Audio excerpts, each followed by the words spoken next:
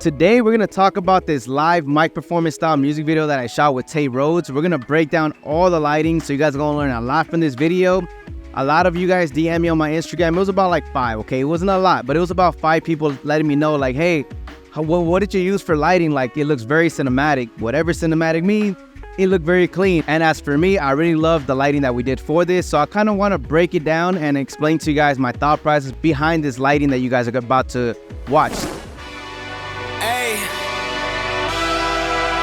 yeah, let's see how you do under pressure. Oh, yeah, I've been wanting this shit forever. I've been in the field with whatever they throw at me. Brush it off, pick myself up, moving on to the better. Okay. Hey. All right, so you guys watched it. If you guys did like it, then stick around because we're going to do a full breakdown. But before we get started with this breakdown, let's talk about the camera that we use, the lens, all the things obviously that allowed us to capture the scenes before we get to the lighting, all right? Because that's really what we're doing. The lighting is the most important thing to image, it's not the camera.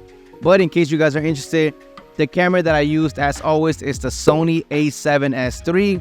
The lens that I pair with that is a Sigma 35mm 1.4 art lens.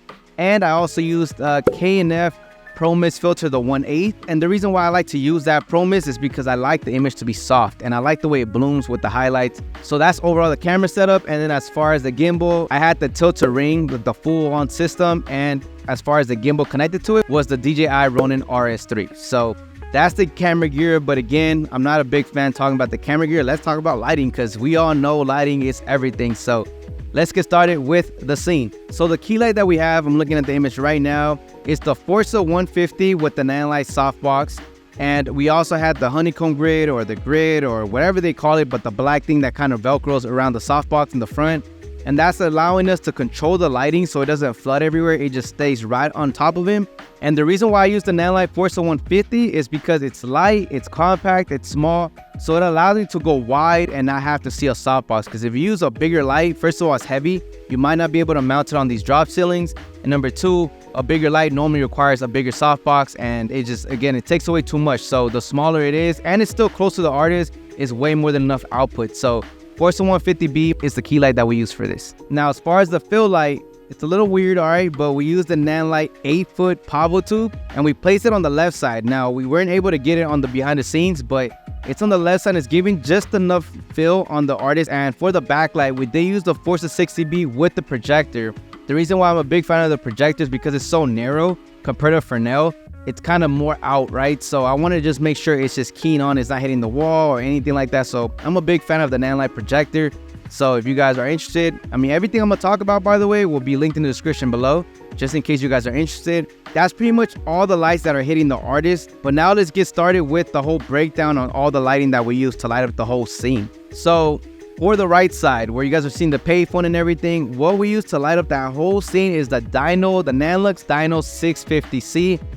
It's overkill. We didn't need that light, but it's in my studio and I'm like, let's just use that. You know, it's on wheels compared to the Aperture Nova 300, which was there. We had to kind of carry in. I'm lazy. So 650C's on wheels, I'm bringing that. And that's what we used to kind of hit it. We probably had it like at 10%. And that was blasting to the right side where the vending machine is at, where the payphone booth is at. I just wanted to catch that side with a tungsten look to kind of make it more organic, to make it look realistic, like it's nighttime. You know, normally like the poles are on top. They're kind of casting tungsten, so I wanted to keep that type of look. And on the left side, which we don't have that scene as well, but we did have another Forza 60B with a Fresnel. And with that light, we striked on the newspaper stand to kind of give it a very small pop, but just enough to give us a little bit more of separation and just give it a little bit more texture, because it was like not as poppy as I wanted it. So just very slightly, nothing crazy, but again, that's what I used for that. Now the next light that we used was a small 2-foot Nanlux Pavo tube. And we placed that right behind the newspaper to kind of give it a glow, because if we didn't have that Pavo tube, that whole area was going to be super black, super contrasty. And I wanted to detail as much information of the setup as possible. So very simple, just a Pavo tube pointing straight up, nothing crazy. And then as I was shooting the scene, trying to do some test shots, I didn't like that the awning was kind of dark and I wanted to pop it because I knew in post I wanted to color grade it and bring out that green to kind of complement green and orange, make the scene really aesthetically pleasing. So what I did was we grabbed the Nanlux 4-foot Pavo tube, we placed that right overhead on the awning, and that allowed it to get the look that we wanted, to make the green pop out. So in post, I can go in there and saturate it more, make the awning pop a little bit more.